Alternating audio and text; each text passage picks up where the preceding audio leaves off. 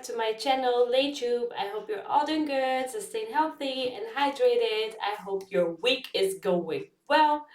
Stay blessed and healthy. Don't forget to drink water. I am going to react finally after thousands of requests to Tupac. It's an exclusive interview from 1994. And the interview is with Ed Gordon. Very curious since I think it's like a must to watch it since it has been requested so many times. So I'm sorry that there is a slight of delay in this in the request. Anyways, before we start, please make sure to subscribe, like, and comment below. Let's start with this. I don't know what to expect. Oh, I love him so much. Okay, let's go. You know what I'm saying? It's that situation when you got, we are living in a war zone. It's not as easy as these people are making us think, that they just got some criminal-ass black kids with guns. It is not like that. We live in hell. We live in the gutter. We got us stacked up 80 deep in one. I need lyrics for this. I mean subtitles. Kids with guns. It is not like that. We live in hell. We live in the gutter. We got us stacked up 80 deep in one building. You know, by the time you get out your house, you strapped to protect yourself. Because you living in the same community that the police is carrying rifles and riot gear. Same, they need them riot, excuse my language, I'm so sorry. The same reasons they need the riot hat, the riot jacket, the flak jacket, the double vest, the 9mm Glocks with extra bullets, the tear gas, the mace, all that. Who do you think the police is using that against? Dogs? So we fighting the same villains that they fight in the street. But instead of them seeing us fighting villains in the street, we all villains. Is your generation the one that is picking up for where the Panthers left off, saying, all right, enough is enough? The generation before us forgot about the fight. We're picking it back up. Not only forgot about the fight, forgot about us. Yes, and we're picking it back up. But at this level, all we're trying to do is unite. And right now, as a year, we got 1 million people that's listening. Now we can tell them something. Now we can try to get them that way, and we might lose some. We might gain some, but we would never even have that audience had we not said what was real. You know what I'm saying? And the main thing for us to remember is that the same crime element that white people are scared of, black people are scared of. The same. Wait, say that again? My god, he's so smart. I love that about him. And he knows that he can use his voice for the youth and that the youth learn something from him. Let's go. Element that white people are scared of, black people are scared of. You know what I'm saying? And the main thing for us to remember is that the same crime element that white people are scared of, black people are scared of. Facts. The same crime element that white people fear, we fear. So we defend ourselves from the same crime element that they scared of. You know what I'm saying? While they waiting for legislation to pass and everything, we next door to the killer. We next door to him, you know, because we up in the projects where it's 80 in the building. All them killers that they letting out, they right there in that building. But it's better, just because we black, we get along with the killers or something? We get along with the rapists because we black and we from the same hood? What is that? We need protection too. Thanks. Finally, I want to ask you about something that someone else asked you in the interview, and I thought the answer was interesting because I think it speaks to you and your generation a lot. Someone said, where do you see Tupac 10 years from now? You said, hey, I just want to be alive. That's wow. Wow, that's so freaking deep. Years from now. You said, hey, I just want to be alive. That's real for you. That's so real. I made a metamorphosis. I'm a new person today. Because I used to strongly and honestly, I feel like I could represent my generation so much because I honestly did not care whether I lived or died. But now, I cannot die with people thinking I'm a rapist or a criminal. I can't leave until this is straight.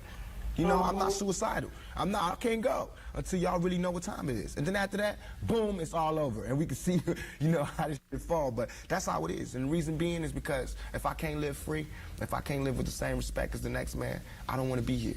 Because God has cursed me to see what life should be like. If God wanted me to be this person and be happy here, he wouldn't let me feel so oppressed. He wouldn't let me feel so trampled on. You know what I'm saying? He wouldn't let me think the things I think. So I feel like I'm doing God's work. You know what I'm saying? Just because I don't have nothing to pass around for people to put money in the bucket don't mean I ain't doing God's work. I feel like I'm doing God's work. You know what I'm saying? Because these ghetto kids ain't God's children, and I don't see no missionaries coming through there. You know what I'm saying? So I'm doing God's work. While Reverend Jackson do his up in the middle class, and he go to the White House and have dinner and pray over the president, I'm up in the hood, you know what I'm saying, doing my work with my folks. And just because I don't live there don't mean I don't go there. I got to go there because I can't hang nowhere else. Facts. What would a Vietnam vet be like without a sergeant, without any backup, without any other soldiers, nobody but a Vietnam vet in Vietnam? When he came home, how would he be? And that's me. I had to go through all that street, war, everything, the same drugs that everybody else get turned out on. You know, where I would have been stopped shorted, I made it past. And here's where I am. But because I made it past, I missed some lessons. You know what I'm saying? And you can see the lessons that I missed when you talk to me. You can see where I haven't had a father when you talk to me. You know what I'm saying? You can see where I spent a lot of my time in the streets when you talk to me. Because the words that I say are not words that come from a mother's mouth or a father's mouth. It's words that comes from a pimp's mouth or a prostitute or a hustler or a drug dealer. You know what I'm saying? But to me, these were my role models. How much of that, though, in terms of growing up without a father, sometimes not being with your mother, do you lament on and look back and say, damn, I missed something big? Everything. I know for a fact that had I had a father, had I had someone, and I hate saying this because white people love hearing black people talk about this, but had I had a father, had I had some of these opportunities, I'd have been able to help my mother more. She wouldn't have went the road she went. I could have been a better son. You know what I'm saying? Aww. She wouldn't have went that road. It was the absence of my father. You know what I'm saying? I'm dealing with him being daddy not being there. My mother's dealing with him being my man not being there. You know, so many problems in our community that affect everything. So by me not having that, I ain't never want to hear nothing about no kind of relationships between a black man and a black woman. I knew they didn't work. Because as far as I knew, my daddy was the coolest dude out there. And my mama was a Panther. So if they didn't work, it don't work. That's how I felt. You know what I'm saying? And going out there, you know what I'm saying? It's like watching my mother just go through changes and everything. It's like my mother's my partner. She a soldier. You know, she a soldier like I'm a soldier. You know, and I watched the peep the game that she went through. If I would have went I really love it how he looks up to his mom and have so much respect to his mom like this. I have so much respect for Tupac. I just wish I knew more about him. I hate it that I don't and I didn't. Now I'm learning more from him, like in his songs and now with his interview. He's such a wise man, and not everyone can be wise, but he's very intelligent. You can be book smart, but being wise needs to be a different kind of awareness, consciousness, and spirituality, believing in God, having faith that whatever like happens to you happens with a reason. And him again, as he didn't grow up with his father, as I can understand it well, but he still made it. Like he really used that as his strength, and knowing that he can influence many people. So much respect to him. to peep the game that she went through. If I would have went the same way my mother went, had not she did her route and showed me where it went wrong with her.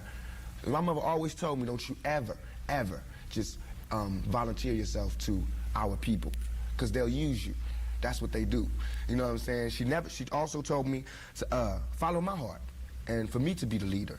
But it's interesting to see just the change in your face, your reaction, your thought process. That's all I ever wanted to do. Ask my mama. I wanted to go to college. I went to school all the way and was ready to go to college. The only thing that stopped me was money.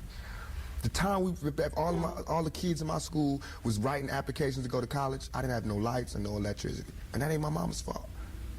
You know what I'm saying? So when I think back to that, I'm not thugging for me. I'm thugging for my family. I pay all the bills. You know what I'm saying? I feed my whole family. Wrong or right, I do. And I can't stop. You know what I'm saying? And if thugging is gonna make me $1 million, because it just got me platinum, then that's what I got to do constantly. And if it makes me feel, because right now, I feel satisfied. I don't feel like I've ever embarrassed myself or my people, you know, in nothing that I've done. And yet and all, I got the whole world fearing me. You know what I'm saying? At 23, weighing 160 pounds. You know what I'm saying? And I ain't even started. I haven't even wrote my plan out yet, and they scared. I got the vice president know who I am, the president, every cop in every city. You know what I'm saying? And I haven't even started working out a plan. I have something to offer to business that hasn't been shown before.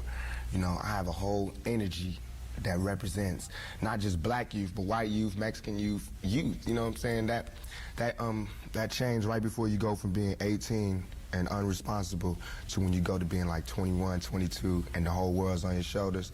I believe strongly that my audience empathize with me because I show that side. I show that emotion, raw, uncut, good and bad.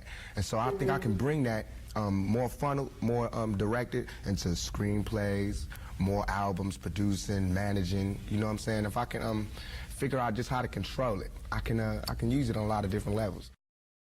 I trip off because it happens out of nothing. It just goes, you know, everybody just be screaming and acting, and I just trip. I get uncomfortable, and it's like similar to a deer being caught in the headlights. I just freeze, you know, and I don't know what to do. I don't know if I should be what they want me to be, or if I should make them hate me so they can stop. You know, like say something mean so they can just stop. But I'm just like caught in the middle of it because you can't. I mean, no one can do that. Police can't do that. They can't stand in front of all those people and control them with a gun and mace and all that. So me with just words, it's like a battle to find the right words to say at the right time.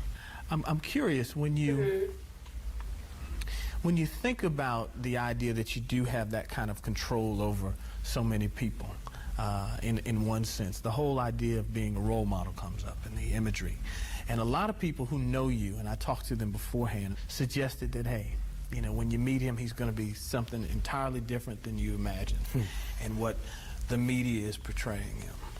What about that idea that you have been portrayed, and sometimes, I mean, to be honest, you like the portrayal of you just hard, That's right. thug, That's right. don't step on me, That's right. you're in trouble. That's right. Yet there's another side to you, too. What about that idea that you've got to be able to figure out where you're going? To me, it's like it is my sensitive side that that likes to blow up the hard side, because if my image or my reputation can stop a confrontation before it happens, I'm fine. You know what I'm saying? I know how it is day to day. It's a constant man ego check going on in this street, in this world. So part of that is just like, you know, that's my resume. But as far as the media, they look at it as something different. They don't care about my resume. They don't care about me not getting in trouble. It's just another story, you know, and it's a real story. They don't have to pay for it, and they're going to milk it for all it's worth. As far as people, they want me, when they first see me, to humble myself. They want me to be like this and da-da-da, just because they're scared of me. But I don't feel like that's my job, to humble myself, to show you that I'm not a threat. I'm not a threat unless you're a threat to me. You know what I'm saying? So when people say, when you meet Pac, he's different than he is, because when somebody one-on-one, anybody one-on-one, I believe, honestly, that I can talk. I believe that I have the ability to reason, I have logic, I have compassion, I have understanding. If we talk, there's no problems. You know what I'm saying? But that's not what happens. People use what they heard in the media, and that's how they come at me. And then, you know, we got to clash. One of the things that you read in the Isn't that the truth? Isn't that the truth? People believe in the media so much, and they just want to believe because, oh, I saw it there, it was written there. And what he said in the beginning as well, like, I don't want to live or continue to live. No, what he said that he cannot die because people accused him of a rapist. And that's so sad. Can someone let me know, like, down in the comments, why did they do that? How did it start? Maybe I should have done my research first. Wow, he is such a wise man. Media, and that's how they come at me. And then, you know, we got to clash. One of the things that you read in the media is that you're angry, that you personify your generation, that you just got some angry folks out there, and you're one of them. I'll put it to you. Are you angry? Are you angry with what you see society is about? Yeah, I'm extremely angry, confused. You know, a lot of the times that I sat up in court, I couldn't defend myself. You know what I'm saying? And it wasn't like the things they were saying about me were beyond my comprehension, or the things that I could say weren't going to help my case. But because, it's like being exiled, from society. And that's how I feel. And this whole, the anger comes from, I'm tired of waiting for my past to get into society. All I ever wanted to do was make me and everybody around me feel more comfortable about where we were. You know what I'm saying? About the places that we stayed. This is our home base. Let's build it up. Let's be happy about where we come from. You know what I'm saying? Instead of trying to assimilate and get a pass key to where they at. You know what I'm saying? Not to say that everything needs to be separate, but we gotta find pride in ourselves. You know what I'm saying? And once you get the pride, like damn near 2 seconds after the pride comes anger. From being held like that for so long and to be made to go through those changes, you get mad. You know what I'm saying? I believe as soon as any black man receives his first 3 checks, he starts getting mad. Because it's not about the necessity of having to have a job and having to pay and having to do that. You don't care no more about the smiles and the, yes, massa, because you done got paid. You know what I'm saying? And now it's like you want to save money. You want to help other people. And you see how far it is, how far you have to go to help anybody in your neighborhood. It's set up for me when I get paid for me to exit the ghetto. You know what I'm saying? The only reason I've had these problems is because I haven't left yet. And these problems don't come from a white man. It comes from just society, the problems that we have. Let me put this to you. A lot of people tell me Tupac is, for the most part, a nice guy. This old thug thing, hype. Good for record sales. Look at his face. You can see that even if he looks like an angry person, like in his songs. Good for records. Look at his face. You can see that he's like behind that avatar that he's showing, like the person that he's showing, you can see in his eyes like he has a good heart. You can see it. His smile, he looks so, I don't know. I am able to read people like that just by looking at them, because the eyes are the mirror of the soul. You can see from his eyes that his heart was really good. Like you can see it. You can see it clearly that he really tried to help society, but I'm not really a fan of that, because I'm more like everyone. I don't want to say everyone, but you have nothing to prove to anyone. Just be yourself, help yourself and your family out, because people get so addicted to the help that you're giving them, and once you stop doing that, like they're sucking your energy. I call them energy vampires. And once you stop with doing good to them, they immediately turn their backs to you. Like it doesn't make sense. So, but Tupac really felt it that way to help the society, and respect for that. Sales. Helps him identify with the young people who are out there and angry, who would maybe label him a sellout, like they did Hammer, if he didn't have that hard side. What about that? First of all, nobody could call me a sellout. I'm not going for that. I'm not even in that. I'm not looking for approval from the black community, because we don't give approval. You know, we don't really do nothing but exist. So it's not like black people could tell me, you a sellout or you true blue. You know what I'm saying? It's not that. I'm not even caught up in that. But I can see that, you know what I'm saying, the one thing we do have in common as black people is we share that poverty. So the thug side is more closer to the poverty than me being rich. You know, how can I come to any community center, you know what I'm saying, sporting a Rolex Presidential, all these diamonds, and be like, look, you know what I'm saying, gotta. But now, when I say we, they know what I mean. I'm not saying like I live in this neighborhood and nothing, but I'm a thug, and they thugs. They can relate to it. I don't even have to say that, you know what I'm saying? When I come, I don't have to say I'm real. They already know that, you know what I'm saying, from me being me, from not pushing the thugness, but I know from the business that everybody in this business is always whispering in your ear about what you can't say, what you can't do, what you can't wear in this world and in this world. It's 2 worlds, a white world and a black world. All I did was stand in the middle, you know what I'm saying, and say I'm living in both worlds. I can go to the streets and survive, and I can go out here and do my business out here. I'm play devil's advocate again. All right. Critics say, yeah, but you're being pimped. You're being pimped by the record executives who will allow you to do your thug life, because it portrays a certain black. I mean, you've heard it, Yeah. that if you were just a singer, you wouldn't have the same record contracts you have. Right. But because you portray the thug life, the gangster rap, they've allowed you to make that money. They've allowed you to push and make your platinum. I beg to differ. You know what I'm saying? I'm getting pimped. That's true. But just like how a woman would be, you know what I'm saying? Anybody to be pimped. You know, it's like, it's not that you get pimped, it's how long you get pimped. You know what I'm saying? Because if you really look at this situation, it is not I who's being pimped. When you look at them white kids with Raiders hats on, it's the white folks getting pimped. You know what I'm saying? Because I'm making their future. I'm writing down their curriculum. Right now, what I write in my album today, when it comes out in 2 months, that's what white kids is doing. So who really is getting pimped? What I'm writing in my raps is what them white kids is gonna be saying to their mamas and daddies when they come home. Who is getting pimped? You know what I'm saying? I'm a high school dropout. You know what I'm saying? As far as my teacher told me when I was in high school, I ain't gonna be, you know what I'm saying? I just gotta, it's going down. You know what I'm saying? It's going down. You know, everybody's getting pimped. Whether you work a 9 to 5 or whether you work for yourself, you're getting pimped by somebody. That's not the crime. The crime is how. That is so freaking facts. Work, even when you work 9 to 5. It's getting pimped. Whether you work a 9 to 5 or whether you work for yourself, you're getting pimped by somebody. That's not the crime. That's how the crime life is how long goes. you allow yourself to get pimped. You have to come up. Everything is a come up. Everything is a struggle. You start from the bottom, working to the top.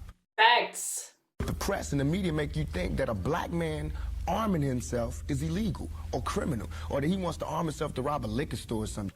You know what I'm saying? That is for me to defend myself, and it should always be.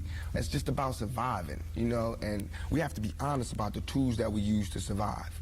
And why is a black life any more recoupable than a white life? You know what I'm saying? We know that they don't put the same security in the ghetto that they do in the whites in the white neighborhoods. So therefore, for me to be out here saying don't, you know, put your guns down and no violence, that's hypocritical. And if I didn't talk about the violence, everybody would act like the violence wasn't there. We, as rappers, bought that violence. We bought the violence that we seen on the street. We put in our records for years. And after 3-4 years, people finally starting to see it because of all the statistics that's going on in the streets. If we stopped talking about it, then they wouldn't take statistics. And when they stopped taking statistics, then we'd be killing each other in the street, and these white people wouldn't care no more. Only reason they care is because, you know, there's been some strays, and we done slipped over in the white neighborhoods, and there's kids in Iowa that want to be like us. You know what I'm saying? There's kids in Indiana that's trying to be like us, because they can relate too. You know what I'm saying? You even admitted, I don't live in that neighborhood anymore. There's no real reason for you to carry a 9mm. Don't believe that. Why? In 2 years, I've had a gun pulled on me by my limo driver, by police, by everybody. You know what I'm saying? And I better be. I better be. You know what I'm saying? I've been attacked. You ain't read the papers about these skinheads trying to blow up black churches. Why? They see me as the enemy just like y'all do. You know what I'm saying? They can come to my house and sit outside my house just like anybody else can. A skinhead. And once my life is gone, it's gone. Can't nobody give it back to me. Not the judge, not the president, not the governor, not Calvin Butts, not Jesse Jackson. They can't do nothing but come to my funeral and talk pretty about how black people suffer. You understand? And as far as Jesse Jackson, my first acting job was at the Apollo Theater when Jesse Jackson was running for president in 1984. It hurts me for him to say anything negative about any rapper because we supported him. He should support us. You know what I'm saying? As far as his image, you know what I'm saying? What was he? What was he doing? You know, he should be the last person talking about gun violence when he sat right there while Martin Luther King caught one in the neck. You know what I'm saying? Things ain't really changed that much. I swear to God, nothing I ever say is meant to be something where innocent people get hurt. Nothing I ever say is meant to be like a end all, let's go do it right now. Nothing. Everything I ever say, and if any, this is so we can set it clear, anything I ever say as it pertains to my peers and being strapped is only in self-defense. You know what I'm saying? Because right now where I'm at, the world is harsh. And I just don't got no beautiful stories. You know what I'm saying? I'm gonna just be getting them ready. Because that's why I think I messed up. If somebody would have grabbed me, pulled me to the side and been like, look, Tupac, as soon as you step out here, they're gonna be at you. If somebody would have explained it to me, I wouldn't have took the same mistakes. But I made those mistakes. And that was my job to stop somebody else from making those same mistakes. To lay it out. To lay out the real map on the world and how it is. Everything I'm saying is a warning, is a plea for help. If everybody is so goddamn worried about me, why ain't nobody came to help me? Wow. You know what I'm saying? I never wanted to be no star. This ain't my job. I don't care if everybody don't cheer for me. You know what I'm saying? If you're not cheering for me for what I'm doing, don't cheer for me. Don't cheer because you think I'm cute. You know what I'm saying? Screw that. Cheer for me for what I'm doing, for what I stand for. And when I go to jail, you should cheer louder. You know what I'm saying? Because I'm Thanks. standing up for what I do. I'm not robbing nobody, not stealing from nobody. I never took nothing. Everything I do to represent my people. I do because I think this is what they want me to do. We killing each other because we killing ourselves. We not when another man. I know I've been in a position. It's out of our control. It's not like he wants to kill. He just doesn't want to die. You know what I'm saying? It's that situation when you got we are living in a war zone. It's not as easy as these people are making us think that they just got some criminal ass black kids with guns. It is not like that. We live in hell. We live in the gutter. We got us stacked up 80 deep in one building. You know, by the time you get out your house, you strapped to protect yourself. Because you living in the same community that the police is carrying rifles and riot gear. Same, they need them riot, excuse my language, I'm so sorry.